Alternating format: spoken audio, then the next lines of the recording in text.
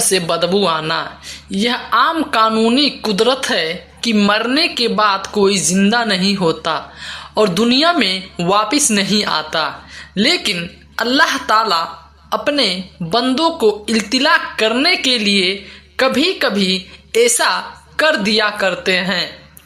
हर दौर में कोई ना कोई ऐसा वाक़या पेश आता है, यहाँ तक कि कोई इंसान जिंदा हो गया और उसने मरने के बाद का हाल सुनाया और फिर मर गया। इसी किस्म के एक कब्र के अजाब का वाक़या गिलगित में पेश आया। एक शख्स कब्रिस्तान के पास से गुजर रहा था। उसने किसी कब्र से आवाज़ सुनी कि मुझे निकालो, मैं जिंदा हूँ। जब एक दो मर्तबा उसको यह आवाज़ सुनाई दी तो वह समझा यह मेरा वहम और ख्याल है, कोई आवाज़ नहीं आ रही है।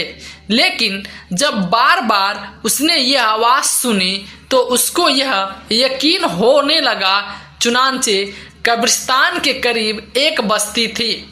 वह शख्स उस बस्ती में आए और लोगों को वह उस आवाज़ के बारे में बताया और कहा तुम भी चलो और उस आवाज़ को सुनो।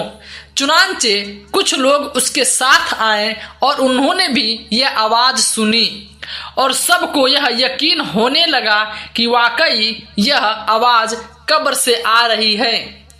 अब यकीन होने के बाद उन लोगों को मसला पूछने की फिक्र हुई कि पहले उलेमा इकराम से मालूम करो कि कब्र खोलना जायज़ है या नहीं। चुनांचे उन लोगों ने मोहल्ले के मस्जिद के इमाम से राब्ता किया और इमाम साहब को सारा माजरा बयां किया कि कब्र से आवाज़ आ रही है और मैयत यह कह रही है कि मुझे कब्र से बाहर निकालो, मैं जिंदा हूँ। तो इमाम साहब ने फरमाया अगर तुम लोगों को जिंदा होने का यकीन हो जाए तो तुम लोग कब्र को खोलो और उसको बाहर निकालो। चुनांचे वह लोग हिम्मत करके कब्रिस्तान गए और जाकर कब्र खोली और ज्यों ही तख्त को हटाया तो देखा कि अंदर एक औरत बेलिबास बैठी हुई है।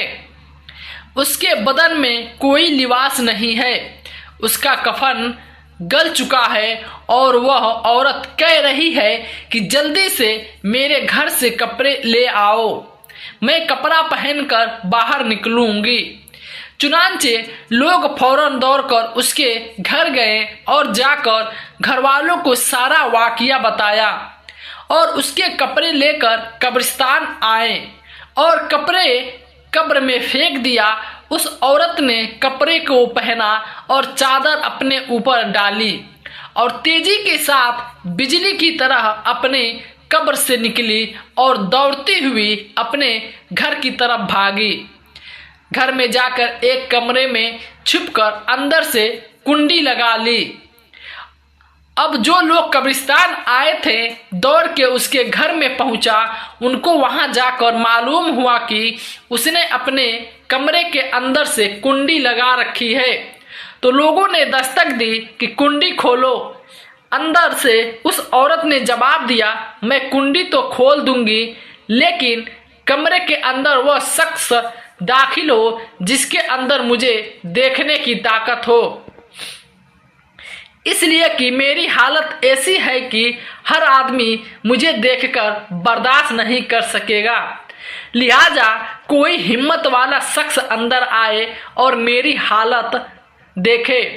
अब सब लोग अंदर जाने से डर रहे थे, मगर दो चार आदमी जो मजबूत दिल वाले थे उन्होंने कहा तुम कुंडी खोलो, हम अंदर आएंगे। चुनांचे उसने कुंडी खोल दी और कुछ लोग अंदर चले गए। अंदर वह औरत अपने आप को चादर में छुपी बैठी हुई थी। जब ये लोग अंदर पहुंचे तो उस औरत ने सबसे पहले अपने सर का खोला और उन लोगों ने देखा कि उसके सर पर एक भी बाल नहीं है।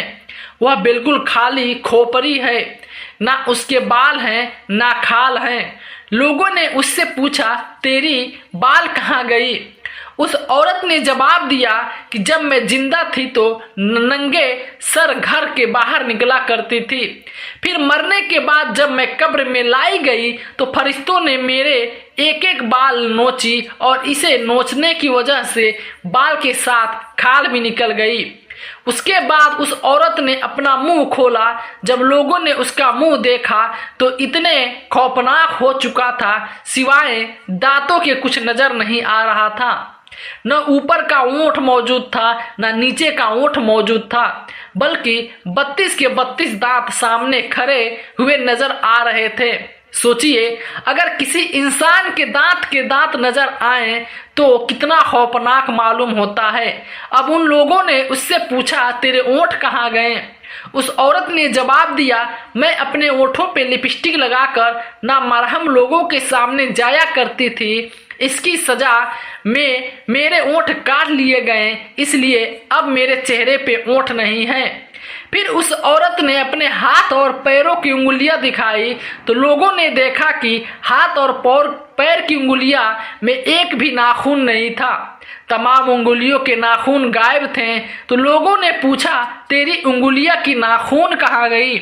उस औरत ने जवाब दिया कि नाखूनों में नेल पॉलिश लगाने की वजह से मेरे एक नाखून नोच लिए गए, क्योंकि यह सारे काम करके मैं घर से बाहर निकला करती थी। इसलिए जैसे ही मैं मरने के बाद कब्र में पहुंची तो मेरे साथ ऐसा हुआ। मुझे ये सजा मिली कि मेरे सर के बाल नोच लिए गए, मेरे ओंठ काट दिए गए, नाखून भी खींच लिए गए। इतनी सारी बातें करने के बाद बेहोश हो गई और मुर्दा बेजान हो गई, जैसे लाश होती है। चुनांचे उन लोगों ने दोबारा से उसको कब्रिस्तान में पहुंचा दिया और फिर से दफन कर दिया। मोहतरम ख्वातीन, अल्लाह ताला को इबरत दिखाने की मकसूद थी कि देखो इस औरत का क्या अंजाम हुआ और इसको कितना दर्दनाक अजाब दिया गया। बेपर्दा ख्वातीन इस वाक़ये से इबरत लें और गुनाहों से तौबा करें।